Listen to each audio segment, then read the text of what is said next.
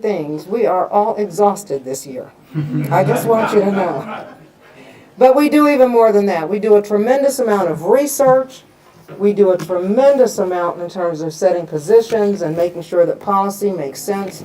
We're looking for those things that people might not pay attention to. And we partner with many other really super organizations.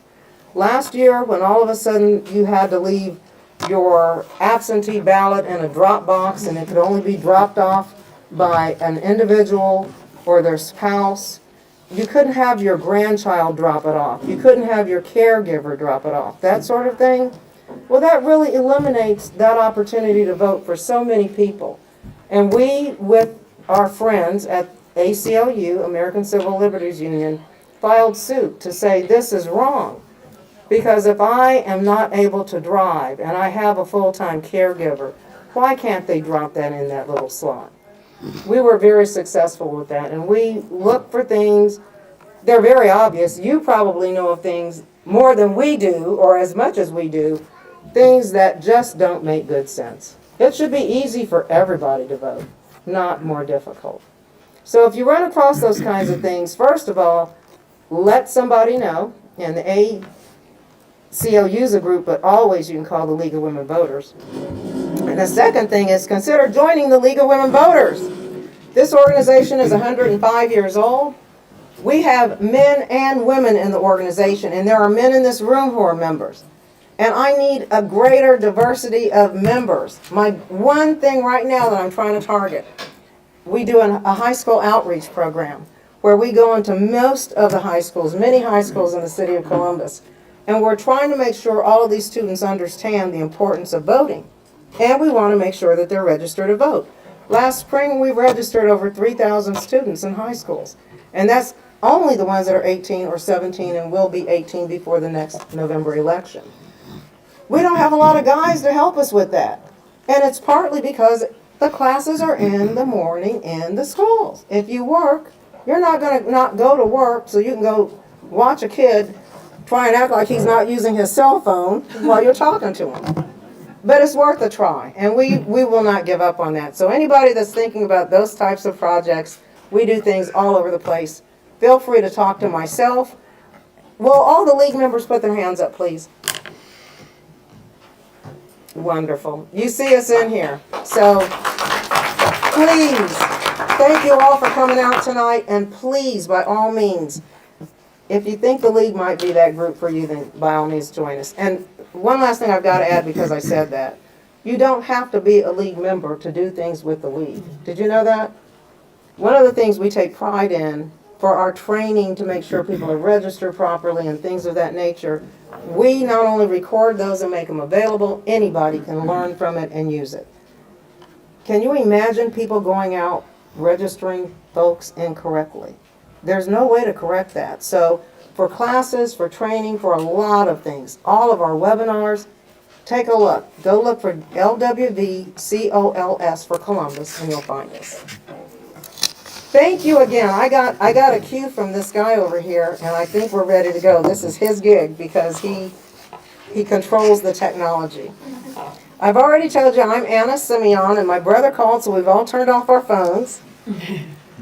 Welcome to this candidates forum, and we're going to meet tonight the three candidates that are running for Columbus City Council, District 7. This is the year that we all vote for the candidates, but these candidates all reside in District 7. The one thing I want to ask of you is please make sure you have a voting plan. Know when you're going to vote. Know where you're going to vote. The polls opened yesterday.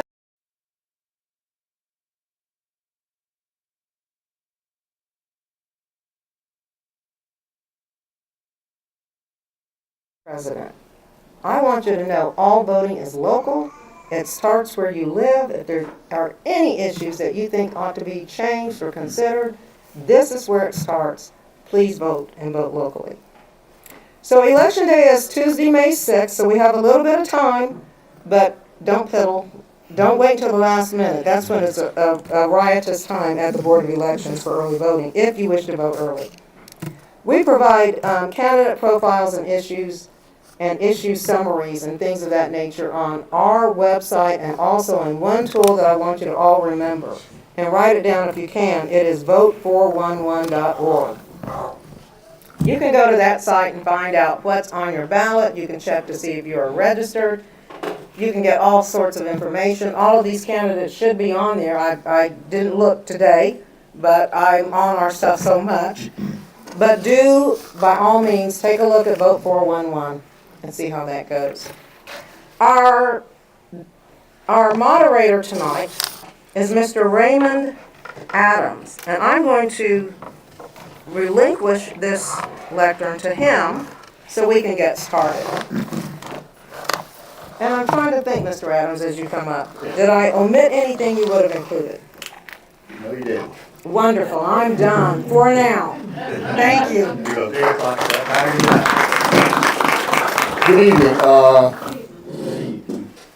Reverend Lewis, Dr. Lewis. We want to thank you for hosting this facility. We appreciate that. Thank you. That's commercial I'm telling. This is about the Columbus City Council District 7 race. I will begin by explaining our procedures, which were agreed upon by all the participants here before we get started. Tonight, each candidate will give a 1-minute introductory statement. I will then ask candidates questions, and they'll be permitted to answer them. You have 2 minutes to answer them. And at the 30-second before it's over with, we will let you know it's time to go. And I will either stand up and say thank you very much, and we'll move to the next one. But you will not be getting questions right after each other.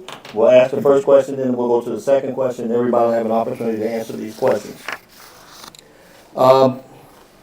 We have a timekeeper, and we want to thank you for your participation and safety. Sure, you should hold up your, Sure. so people can see what. And to keep this short so we can get to the candidates, which is more important. We'll now hear from the candidates running. Difference. Then I've shown up as a lawyer. I've represented low-income tenants on housing issues when they're getting evicted or when their landlord's not making repairs. I've also worked to represent immigrants who are trying to stay in legal status, especially in this moment when there's so much danger and concern about what's happening in the White House.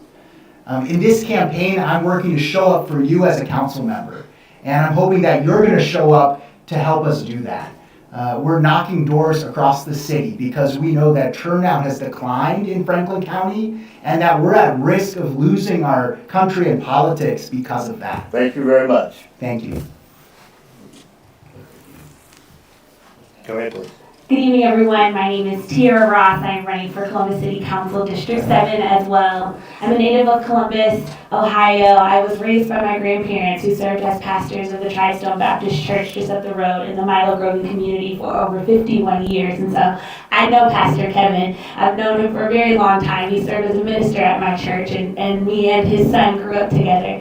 And in being raised by my grandfather, I spent a ton of time in the Milo Grogan community really learning about the importance of benevolence to your community and the importance of what it means to be a community servant. And that mandate led me to transition to the city attorney's office, where I've served for nearly a decade. It has been my great honor to work with the Division of Police, Division of Fire, Department of Public Health, neighborhood leaders, and neighborhood organizations to fight for safe, sanitary, quality housing here in our city. And I will commit to celebrating the city's diversity, to investing in neighborhood infrastructure, and I hope to earn your vote on May 6th. Thank you. Okay. Good evening. Good evening. All right. My name is Kate Curry D'Souza. I'm running as your independent candidate for this race. I'm running as an independent because I want to be accountable to you.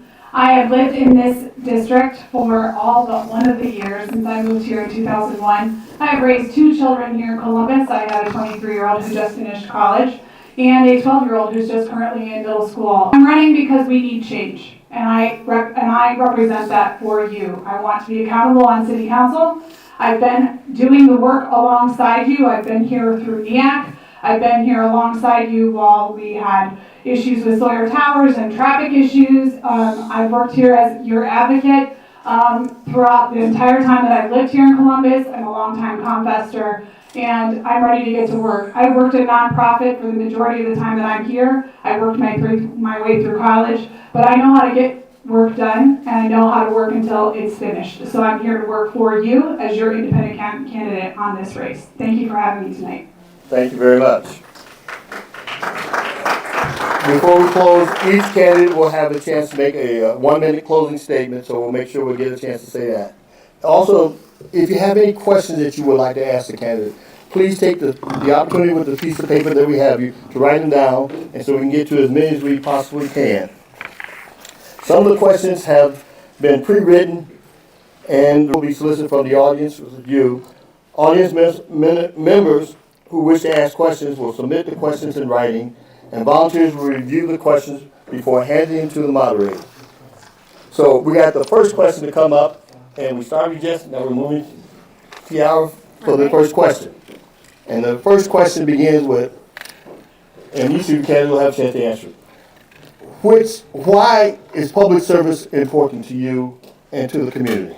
Sure. So I have 2 minutes, right? Yes, 2 minutes. 2 minutes.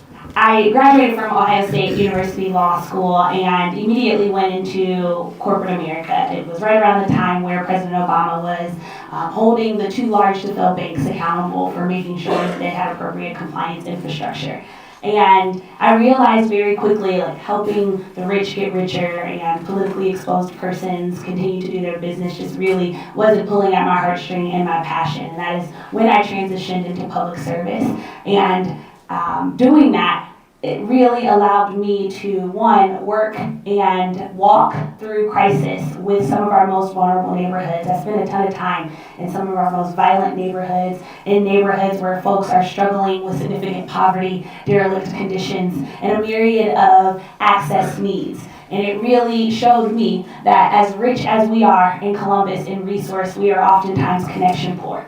And all of the resources that we have don't necessarily trickle down to those that need it the most. And public service to me means making sure that our resources are distributed equitably. It means making sure that the most vulnerable of us are lifted, because that only benefits all of us. It's making sure that we are wrapping our arms around our seniors. It's making sure that we are delivering Black and brown dreams. It is making sure that we provide productive opportunities for our young people in the community. And that to me is what public service means. And the importance of it is because we are all humans living human experiences in this world together. If we do not care for one another, who else will? And so it is incumbent upon all of us who seek to serve our community to make sure we are doing that with the intent to lift the bottom, to make sure that those folks that don't have a voice have a voice, and to be that voice for those of us who don't necessarily have the resources to get before folks in government. Thank you. Thank you. We'll just pass it down. Pass it on. Thank you. Okay, I just want to make sure I remember the question because I get nervous when I'm up here. What is community and what does community service mean to me? Why is public service important to you and to the community? Okay. Thank you. I don't really know how to live any other way. Everywhere I end up living, I always end up finding a place to pitch in, because that's what happens when you live and you're part of a community. When we are actually living here in Columbus and we're living here and part of this community, you show up, right? If it means that you know that the band needs help, you show up at the concession stand. If you know that Bethany needs help on Saturdays, you show up. If you know that they need extra bags so people can take food home, you show up. That is how public service shows to me. I live it in my jobs. I've worked in nonprofit for a really long time. Even when I was younger, I was always thinking, well, I was going through college, well, I'm bartending, but I'll probably have that other job just on the side so I can continue to get hired for other jobs when I'm grown up, right? But I think that that's part of it, right, is that you have the job.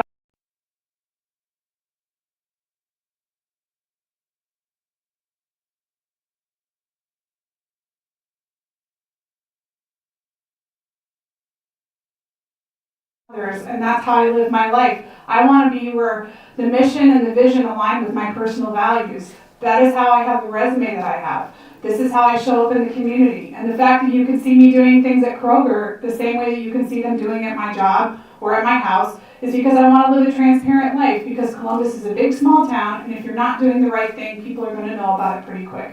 I want to live in the way that I want my children to live, which is also in a transparent way that's righteous and solid, right? We want that for our community leaders, we want that within the people who serve us in community spaces, and we want that for the people who we're helping raise. So I want to be something that my children can grow up to be like, because I also want to be able to serve you in the same way. So it's just a service, it's an extension of who I am, and I don't really know how to come any other way. Thank you.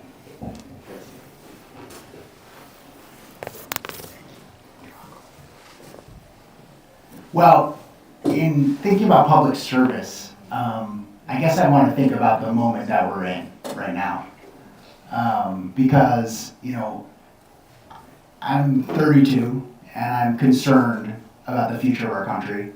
And I'm concerned about the risk that we have right now in the White House, in the State House, and whether in 5, 10, 20 years here in the state of Ohio, we're going to be able still to protect our communities.